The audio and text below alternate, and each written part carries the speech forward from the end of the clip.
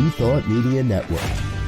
We are a global broadcast network of positive music, media, and entertainment, inspiring humanity's evolution along the journey of enlightenment and creating a world of love, peace, empowerment, and prosperity for all.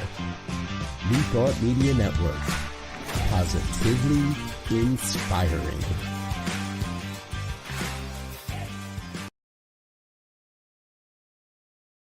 Welcome to Girls Behaving Metaphysically. Your hosts are two girls who believe that life is awesome, that laughter heals, and that it's possible to find deep spiritual insights in everyday experience. Here come the girls. It's more than practical. Here come the girls. Way more than merely factual. If you want to know the secrets of a life that's free, listen to Girls Behaving Metaphysically. Listen to Girls Behaving Metaphysically.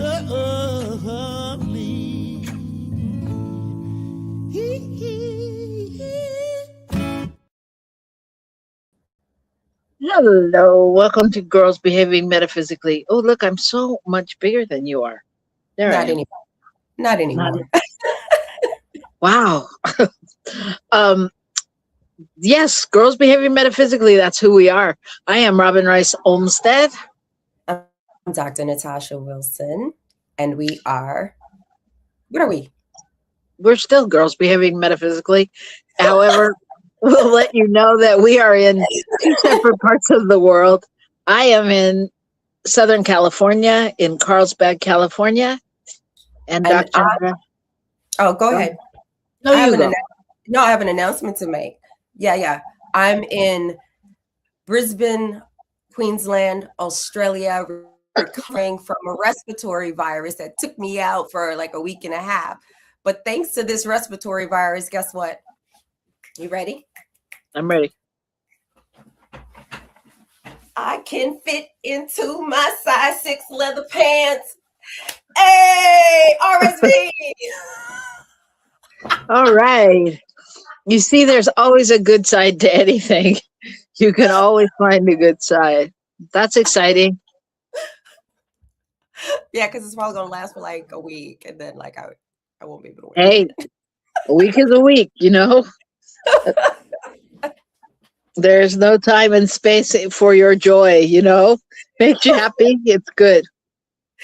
Even as I'm still coughing and taking my antibiotic, because my doctor is the best, right? He's like, let's just give you a broad spectrum answer because me and my girls were still having a cough. And he's like, let's just make sure, right? Let's just cover it all so there's no secondary chest infection. And then I got up this morning, I put these pants on. I was like, I have solved life. I have solved life. The key to life. That's fantastic. That's exciting. Well, I too had dental surgery this week. Oh, geez. Yeah. So, yeah, we're all on antibiotics. So there you go. Restricted like your food intake? I'm imagining.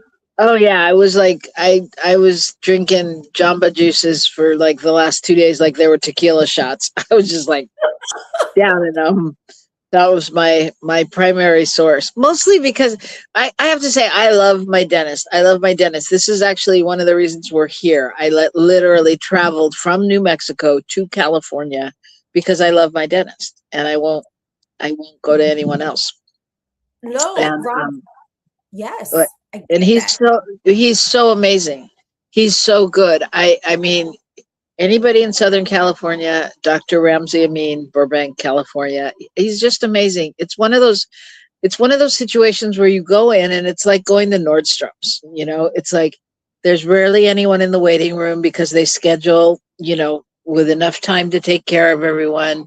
Everyone in the office is so happy and joyous because he treats his workers good, and they're like a family, you know. And he's just really attentive. Like the first time I went to him over 25 years ago, or right around there, he, you know, I went to him because somebody said, well, if you're scared of going to the dentist, and I wasn't scared of going to the dentist, However, I had a bad experience with a friend who was a dentist and had to give me like 16 shots of Novocaine to get me numb, which hadn't been the case before.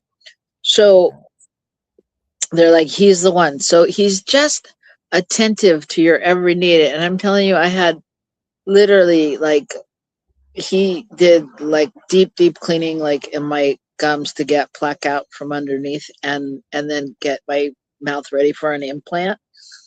And it wasn't even sore.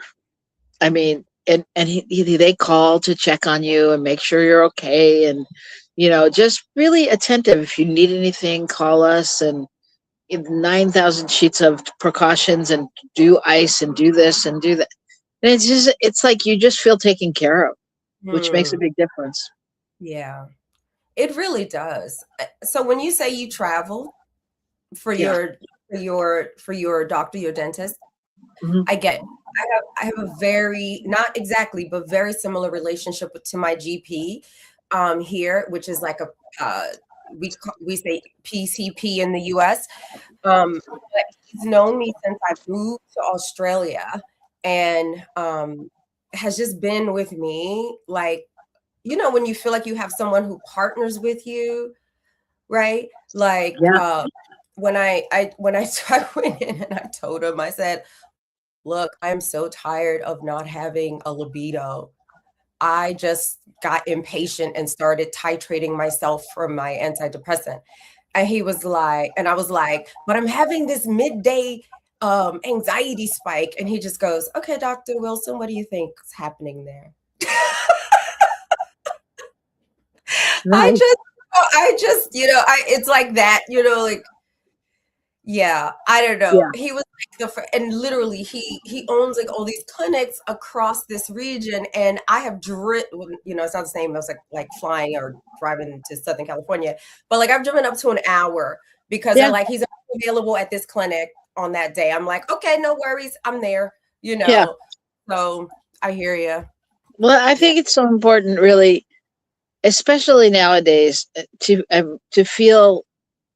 really feel taken care of, to really, you know, because I mean, my experience of many doctors, especially since I've moved, is just like, you know, they've got you in that 20-minute slot or whatever it is they have for you. And, you know, they check some boxes, and then I don't really get any real information, right? You know, so, yeah. So yes. So if you're drawn to your doctor, don't let him go or her go. Absolutely. Whoever it is. Driving home the other day from my appointment with my doctor, and I was like, what am I going to do when Dr. Crowley retires? Because he's already close, you know, like he should already be retired, you know. I'm like, what am I going to do? What am I going to do? You just have to know that their replacement will be just as good. And let me just say something about this conversation. I just want to name it that I love, is that we're both talking about healthcare practitioners who are male. And it is such an alternative narrative to what I think many of us are getting exposed to in terms of toxic masculinity, especially like in our politics. So to be able to both, us girls behaving metaphysically, be talking about having these really caring healthcare providers who partner with us on our journey, right? I think that's a really important narrative for people to also be able to hear. Absolutely. Absolutely. And I think you said the key word that I was thinking is partner. You know, it's these are people that are in partnership with us, you know, and it's you feel it. You just feel it, you know, and as appreciative as I am of my dentist, he was equally appreciative of me still coming to him. Yes. You know? Yes. And so it's a mutual respect, and it's a pretty special thing. Yeah, my doctor, he tells me, like, when he sees me on the roster, he's like, okay, let me get ready for the comedy show, right? We have that kind of a relationship, right? Because like, it is true. My life is like, I don't know. I feel like sometimes I can't script the stuff, you know? So, yeah. And it's a relationship, you know? It's a relationship. Yeah. It's a relationship. And sometimes when we feel like we can't work the stuff, what do? We pull a card. And that's what we're going to do now. Time for our card pull of the week. Ooh, my cards match my shirt today. And it matches the color of the banner. Okay. I love all of it. I love it all. So you got to tell me when to stop, brother. No one can tell you when to stop, Natasha. Okay, Oh, no. stop. Okay. I feel like this card's come up before. It's this card, number 44, says master the dance. I literally know this dance pose. I do this dance pose when I am, I have been so sick. I haven't been able to get my nails done. Look at that. That's bad. Anyways, master the dance. All right. Number 44. Like I literally know this pose. And I do it sometimes and I need to feel grounded. So here we go. Give me the number 44.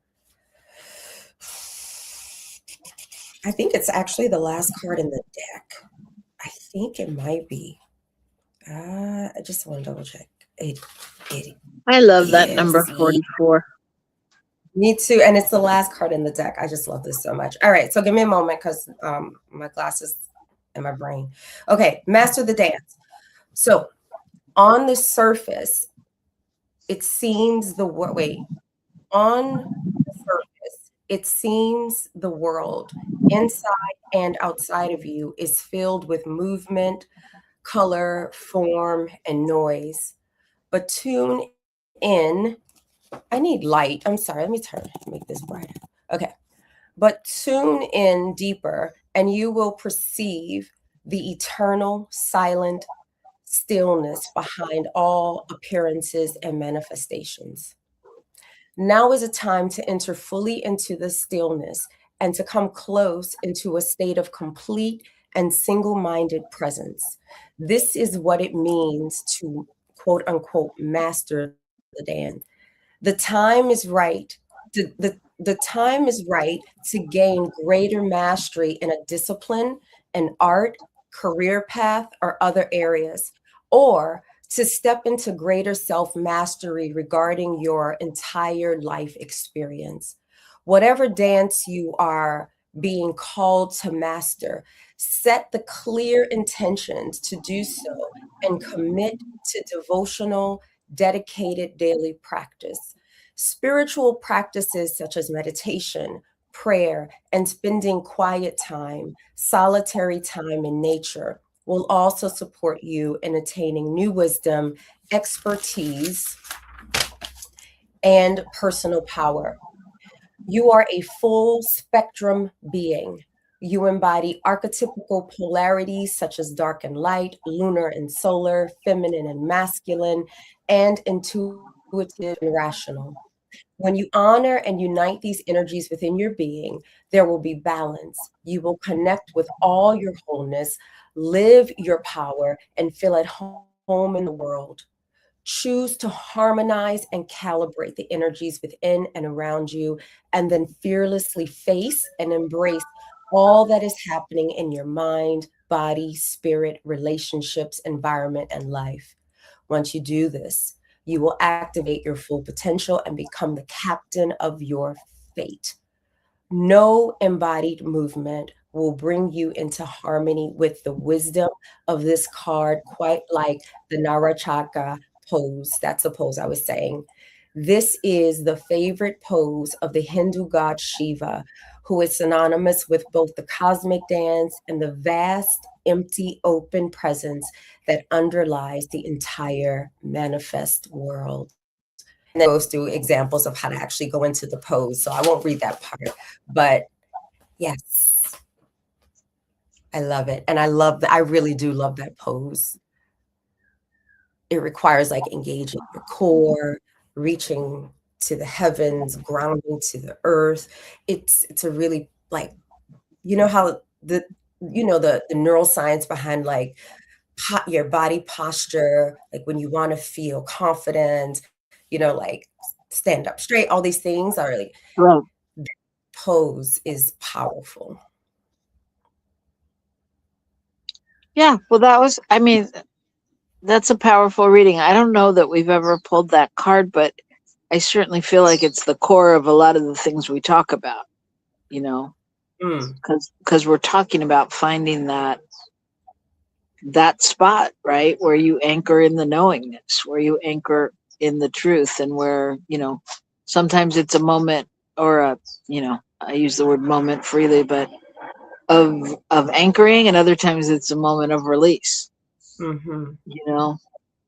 And that's what this pose actually embodies. It embodies both, so it's like it's like the left hand is to the sky while the right hand and the left foot are like coming to meet right off the ground, but the right foot is anchored and the left hand is like letting go, right, while also coming into this beautiful union of the left and the right hemispheres of the body. It's really such a beautiful body. So I love this. And what did it say again? What's the title of it? Master the Dance, and it's number 44 and the very last card in this deck. Yeah, and I mean, I think just in general, just using the title, it's like, isn't that really what we're all here for or trying to do? Is master the dance? Yeah, and whatever that is for us as unique, individuated beings. That's the whole shebang. Yeah, it's interesting. I mean, it's interesting. I feel like it's in some ways it's come up a lot, this week, just in like questioning even like what I'm dancing to, like where's my intention and what am I to focus on, and all of those things, and feeling like there is somewhere specific, or there is something more specific that I can look at. So it's a little cryptic, but that's the way it is. It's okay. I don't know. Sometimes cryptic is like mystery, and I like that. Yeah. Well, I'm in the middle of my mysticism class, so I'm very mystical. So I love it. I say things and they write them down as if I said something important. So there you go. All right. Well, when we come back, we're gonna have guests, and we're gonna talk about women in ministry. And I think that will probably lead us to women in power in general. But I don't know, I'm just making it up. So we'll see. We'll see what unfolds when we come back right here on New Thought Media Network. Don't go away. Please help us say thank you to all of our organizational sponsors, including the Hepperlin Foundation, Affiliated New Thought Network, International New Thought Alliance, Science of Mind Archives and Library Foundation, Center for Spiritual Living Denver, Center for Spiritual Living Midtown, New Thought Philadelphia, Center for Spiritual Living United Life, Sunshine Cathedral, Planned Happiness Institute, Summit Center for Spiritual Living, One Heart Retreats, Universal Joy Center, Unity Kitchener, Unity Spiritual Center Ottawa, Om Center for Spiritual Living, Satya Center, Begin Within Ministries, Center for Spiritual Living North Jersey, Unity of Savannah, and the Center for Spiritual Living Seattle, as well as all of our individual donors. On behalf of New Thought Media Network, thank you, and please like, share, and subscribe. New Thought Media Network, come be you.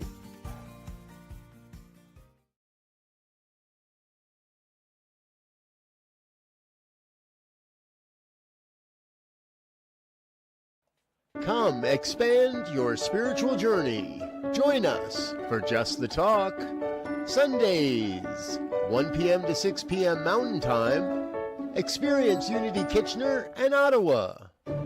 Center for Spiritual Living Midtown, Center for Spiritual Living Denver, Unity of Garden Park, New Thought Philadelphia, the Sunshine Cathedral, Unity of Savannah, and the Om Center for Spiritual Living. Come unleash your spiritual potential with New Thought Media Network.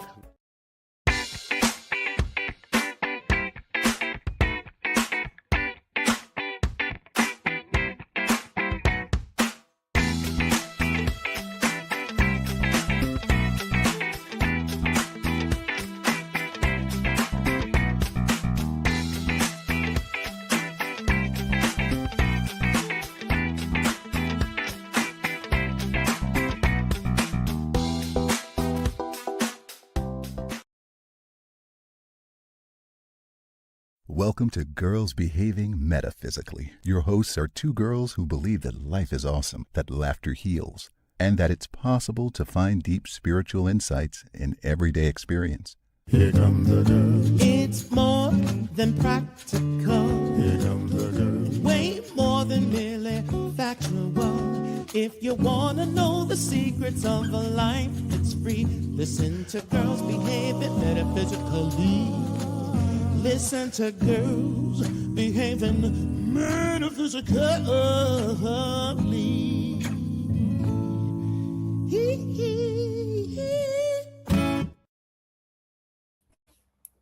Hello, and welcome back to Girls Behaving Metaphysically. I am Robyn Rice Olmsted.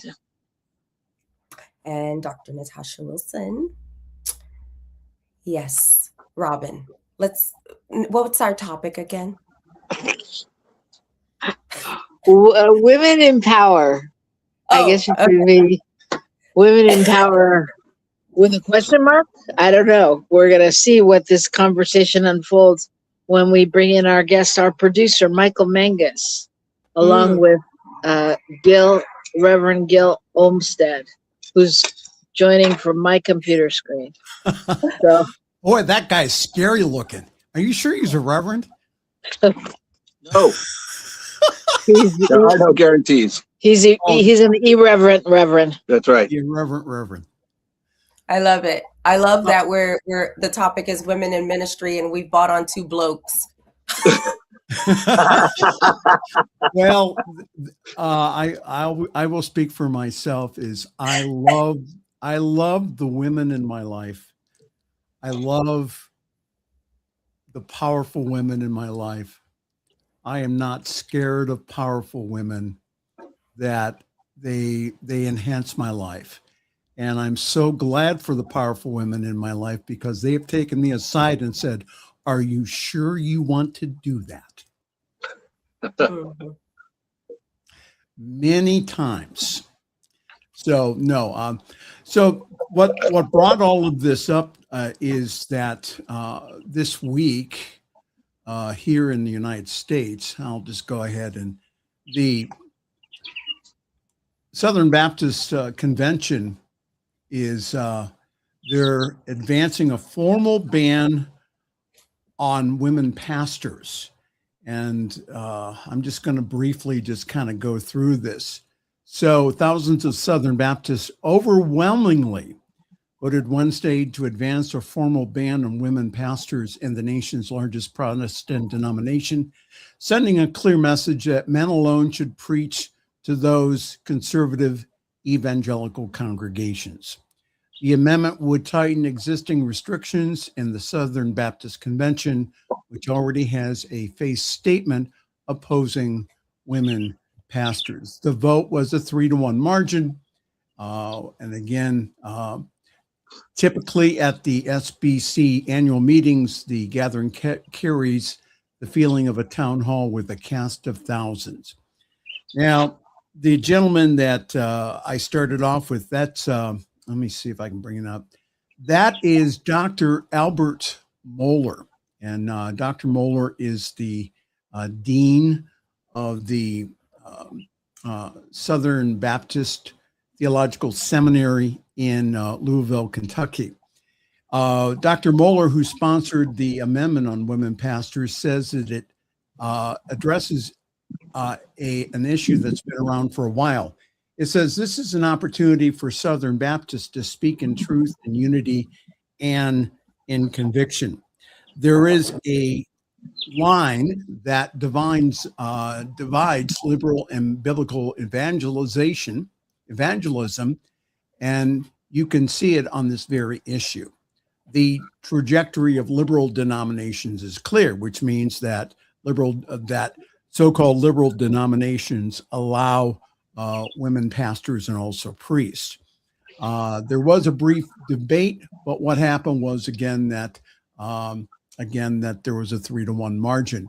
Southern Baptist leaders cite biblical passages that limit pastors to men. Advocates for women's ministry cite biblical passages that proclaim men and women as equal under God, and where women are called to proclaim the gospel. Okay. Wow. So the reason why I bring that up again, that first of all, it saddens my heart that first of all, it's bad theology. It does not take into consideration also church history too, which also states that women were appointed deacons, and also that women had a very important place in the New Testament. We would not have a Christian religion today if it wasn't for the women. Giving their monies to the disciples and the apostles, the women who took up leadership in the home churches, as myself and Dr. Natasha talked about earlier.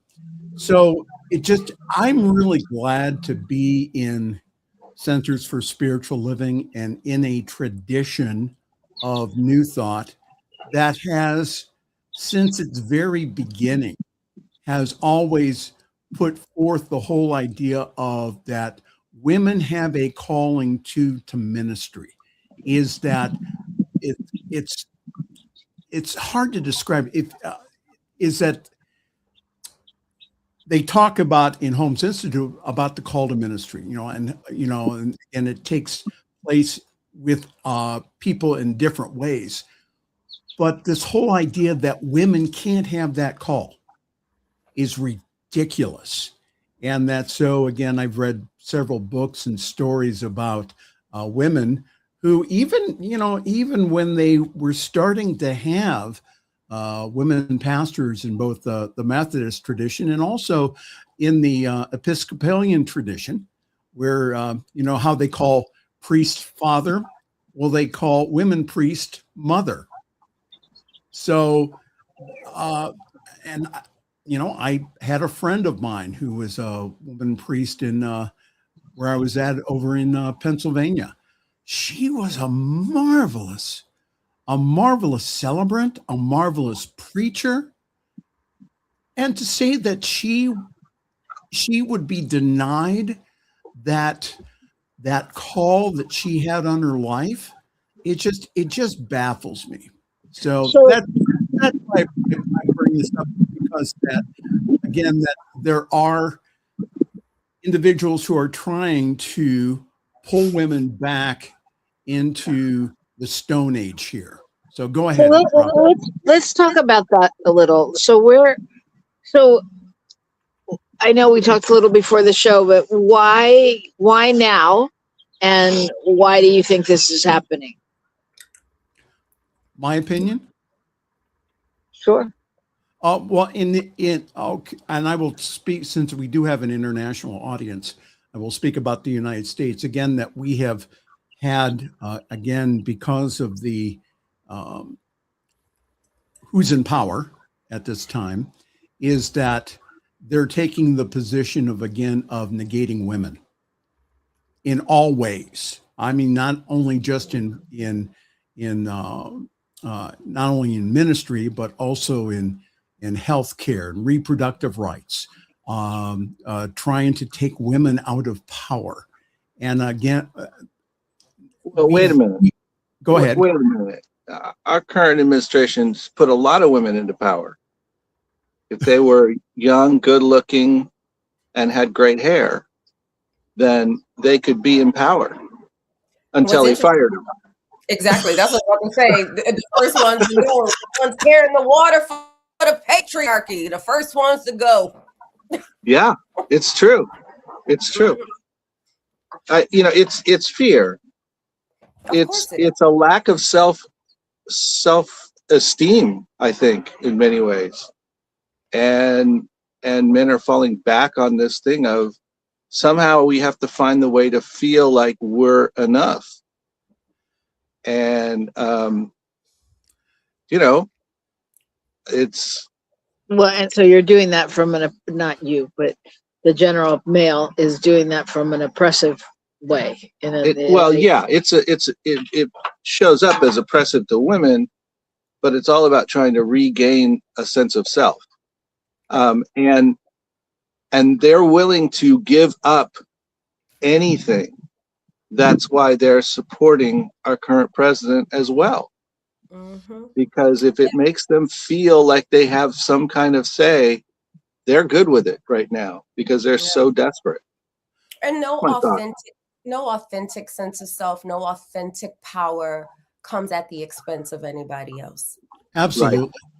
And right. in this country, especially one of the other movements is that within the evangelical world is that this man movement to you need to be a man. You need to be the head of the household. You need to be, you need to have your wife subservient to you and your family. And I'm going, boy, y'all don't read Paul's letters. I think it's Galatians where he says, wives, submit yourself to your husband. But if you really read Paul's letter, it says you should, is that as Christ is the head of the church, is that you should, your wife is the most precious thing in your life.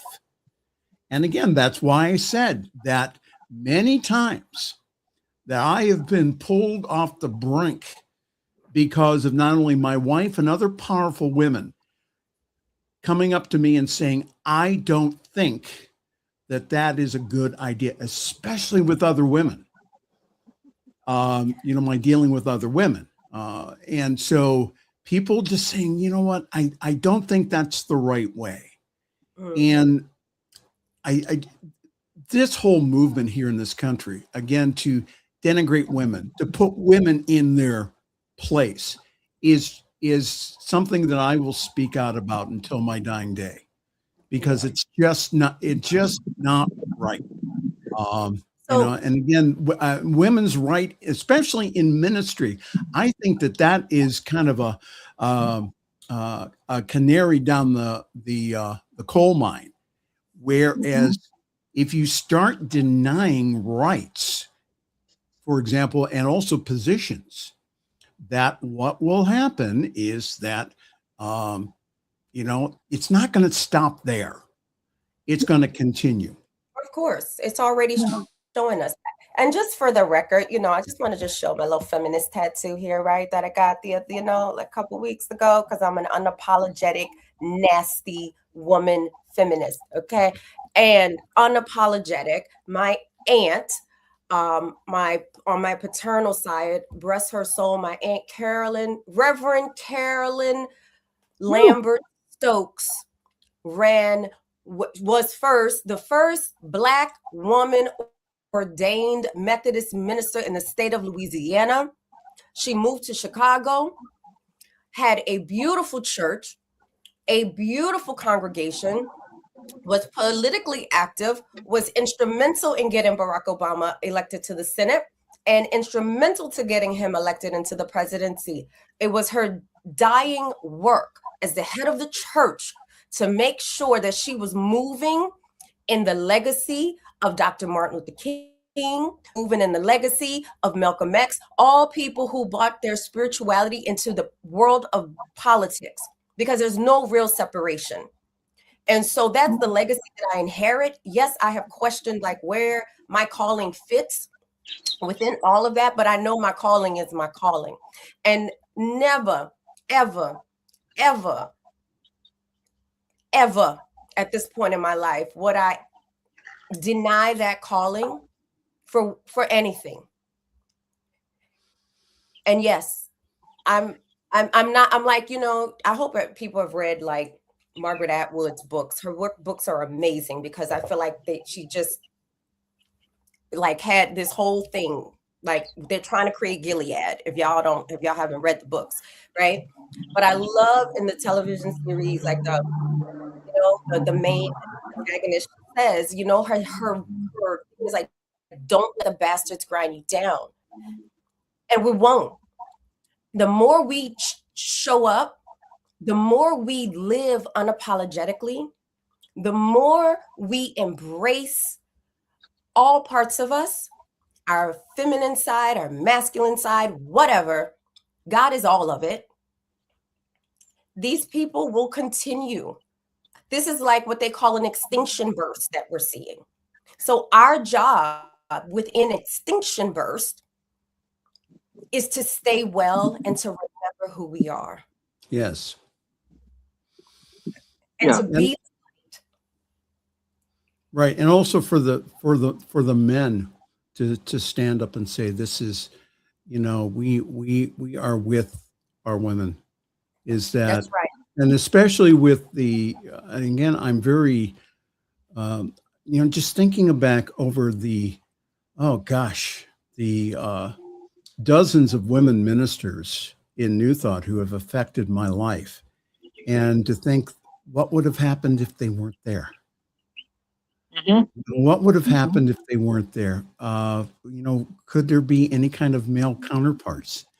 And the thing for me is, again, to honor not only women's calling, but also their ministry, to be able to say that, some of them, and I was talking to everyone before the show about that. I do a lot of weddings here in Northeastern Ohio, Western Pennsylvania, and that they usually call me in when they want a pastor. And that it saddens me because I know that sometimes is that the reason I'm being called in is because I'm a man. Mm-hmm. Now, they don't tell you that. And that... do you really think that they know that, really? I mean, consciously? Okay.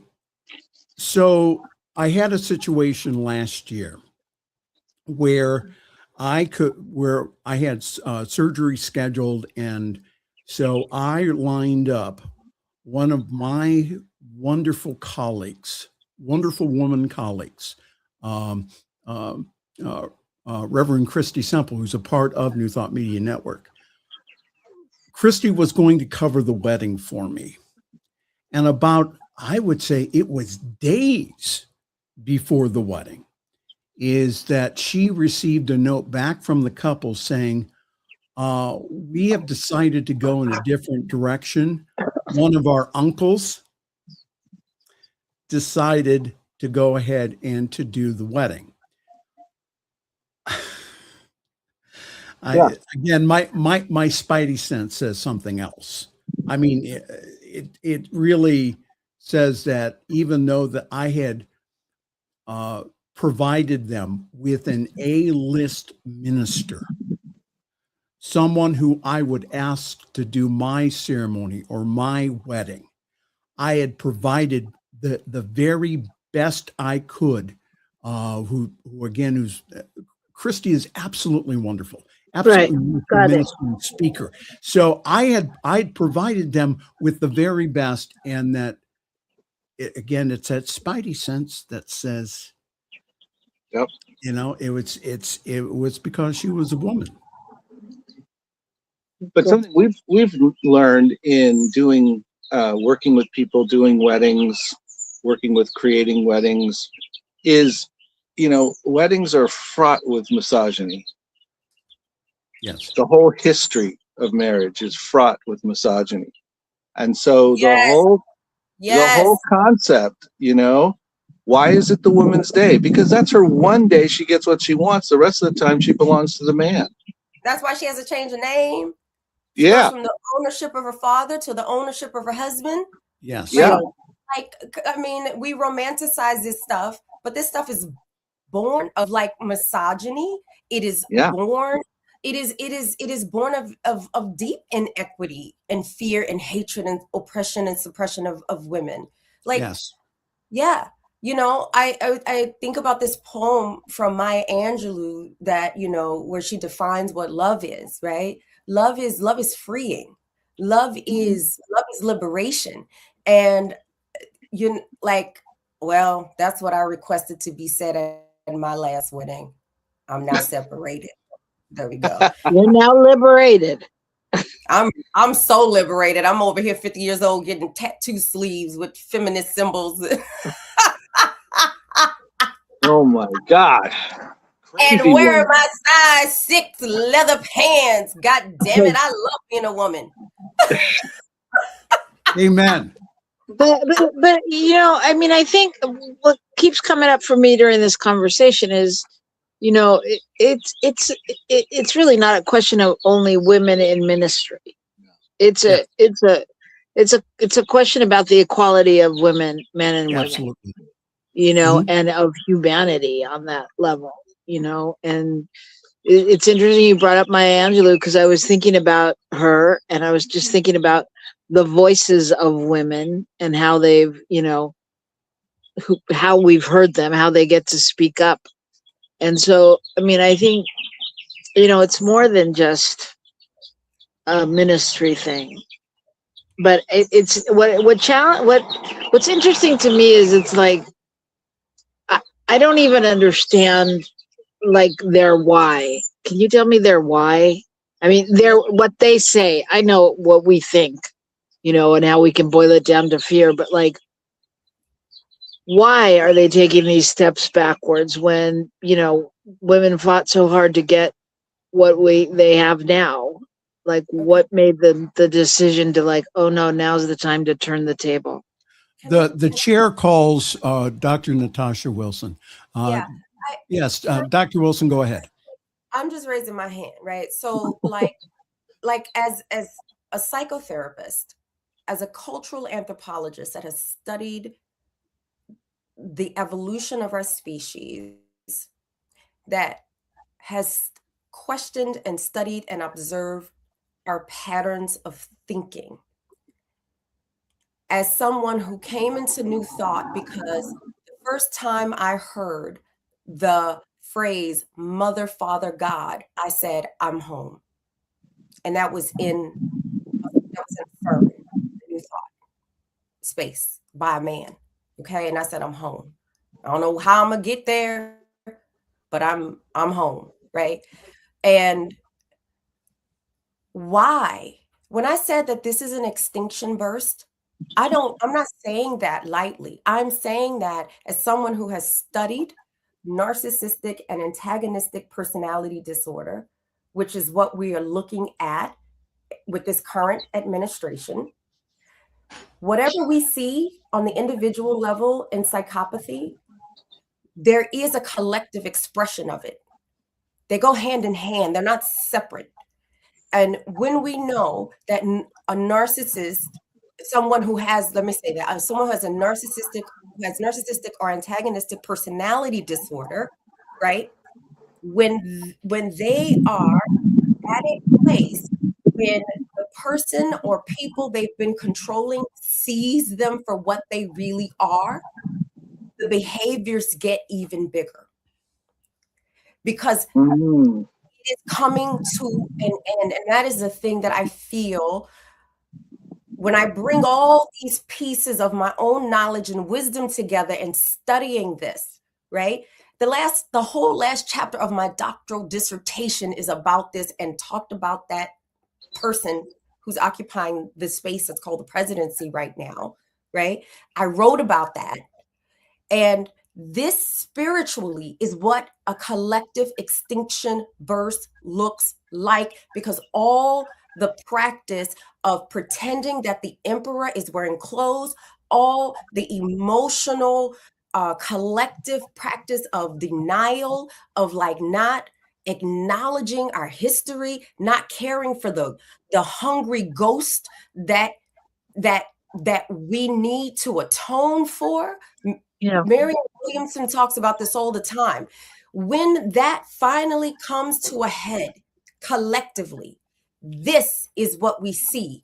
And this is why we must prioritize being well, because when this extinction burst, we are going to be needed and called to build the world that we want to live in. That is why the amount of attention we give to this needs to be focused, directed, and we need to really be strong in our prayer life, because we are seeing the end of something and the birth of something simultaneously, and we need to be ready. Okay. Yeah. Yeah. So This is what- I'd Go like ahead. to just to also to that was wonderful, Natasha. The one thing that I wanted to talk about though is, why is the Southern Baptist Convention taking this this stand? Again, they are taking verses out of Paul's letter, who had never met Jesus. And again, there's a difference between the teachings of Jesus and again, the theology of Paul. Paul went around the known world talking about the death, burial, and resurrection of Jesus. But one of the things that he talked about in his letters was women be silent. Women wear covering. Women, again, obey your husbands. Now, and again, they're taking Bible verses and again, and just saying, well, this is what the Bible says. Well, the Bible says a lot of things. So if you take the Bible in context with history, though, and as I was saying to everyone beforehand, is again that we would not have a Christian church without women, is that women had an active ministry in the church. They talk about the whole idea of, again, that again, women having house churches and women being at the foot of the cross, and women, again, I'm just talking about the Christian tradition. So that is the reason why, and again, many of the delegates who went ahead and voted for this today were women. Oh yeah, They were women who went ahead and voted for this. vote against themselves all the time. Yeah, so I don't. Gil can probably add a few other comments to that too, but that's theologically what's going on. The Christian church was co-opted by political activity. Yep. And that's how much of the current beliefs, especially the ones that we consider to be out of line with real text, came to be. And something struck me, Dr. Natasha. You said that this is a pattern, and we've seen it before.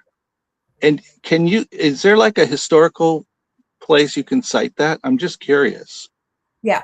So what we know from from an anthropological perspective is that we lived mostly the majority of our 300,000 year evolution as modern Homo sapiens sapiens. We live the majority of that in egalitarian societies, right? Okay. Not matriarchies, not patriarchies, egalitarian, right? So egalitarian meaning like men and women, their value was equal. So you saw lots of images in what we call prehistory of female deities, of like there was always like a sort of balance. And part of that is because as hunter-gatherers or foragers, right, women provided the majority and the consistency of the food stuff, because hunting was not always guaranteed. Yeah. What women foraged was the thing that always held the community over through, right? When the hunting failed, right? And so we know that about 10,000 years ago, we get the advent of what we now understand as agriculture. And when we had that happen 10,000 years ago, we also started to see in the human history these stratified societies based on the work that people did, because now everyone was not involved with providing the sustenance. So we stopped moving as much, right? Because when you're foraging, you need to move. You can't like build a permanent settlement. So then we start to see permanent settlements. We start to see stratification. We start seeing these specializations because people can now, specialize in, I don't know, metallurgy or I don't know, whatever, right? We get these specializations, but it's also around that time that we also start seeing a shift in the relationship between males and females. And it's really within the last 4,000 years of human history that that's when we get intensive agriculture. And also when we really start seeing what we would now see as sort of the modern relationship that we see between men and women. We didn't have a real record of what we would consider marriage until about 5,000 years ago, even though it was different. Like it didn't come with the same like expectations and all this stuff. So that's the history and the evolution. So really and truly, when you think about it, it's like if you think about having $300,000 in the bank versus having $10,000 in the bank, right? So we have $300,000 worth of a history that has helped us not only survive, thrive, evolve.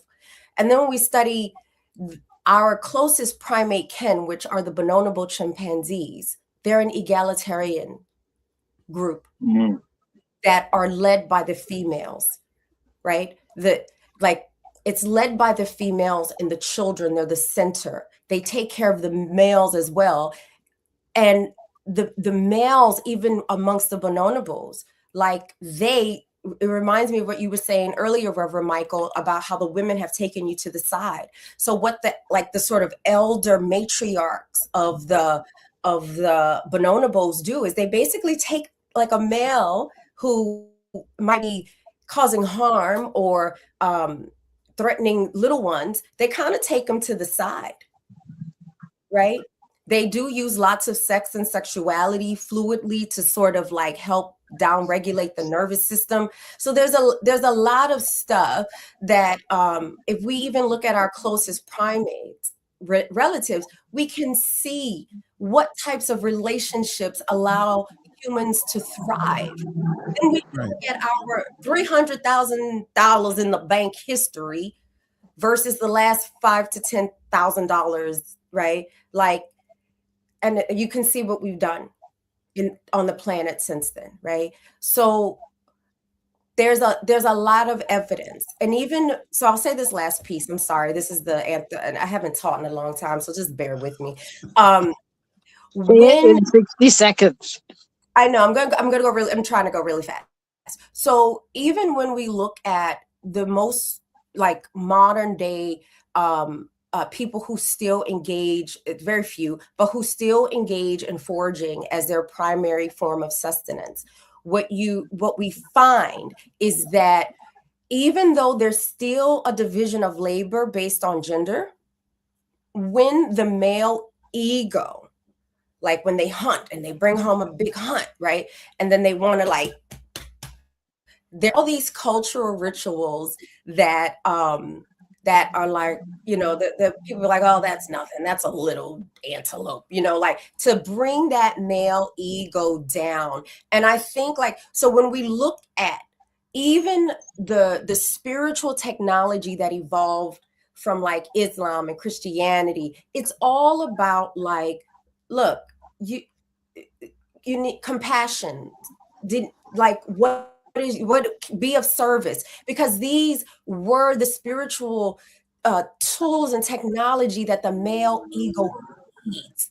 And so, and whereas like for women, often what we have to do, like, you know, you say you have women are the people who voted for this. What we are really required to do on our healing journey is often develop a healthy ego, which means a healthy sense of self, because we've been told that our sense of self is like based on how well we care of other people.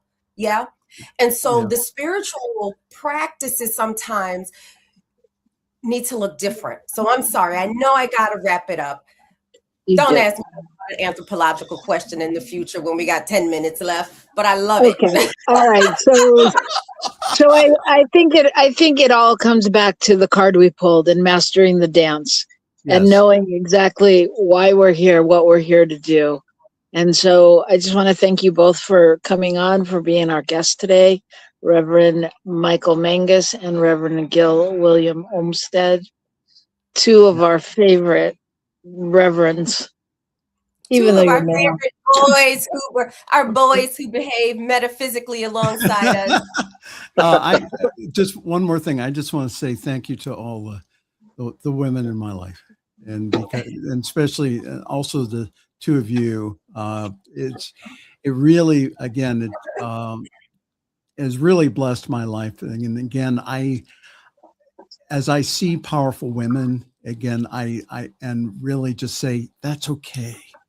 Then that empowers everyone. So again, thank you. Thank you. Yes. Just really love and appreciate you. Thank you. Love you all too. Thank you. Thank you everybody for being here. Unapologetic women in the world. Be a nasty woman. Yeah, go for it. Well, you get labeled as nasty these days. It's a gift. Amen. Compliment. It means you're mastering the dance. So keep on dancing, and we'll see you next week. Bye now. Thanks. Come expand your spiritual journey. Join us for Just the Talk. Sundays, 1 p.m. to 6 p.m. Mountain Time. Experience Unity Kitchener and Ottawa. Center for Spiritual Living Midtown. Center for Spiritual Living Denver. Unity of Garden Park. New Thought, Philadelphia. The Sunshine Cathedral, Unity of Savannah, and the Ohm Center for Spiritual Living. Come unleash your spiritual potential with New Thought Media Network.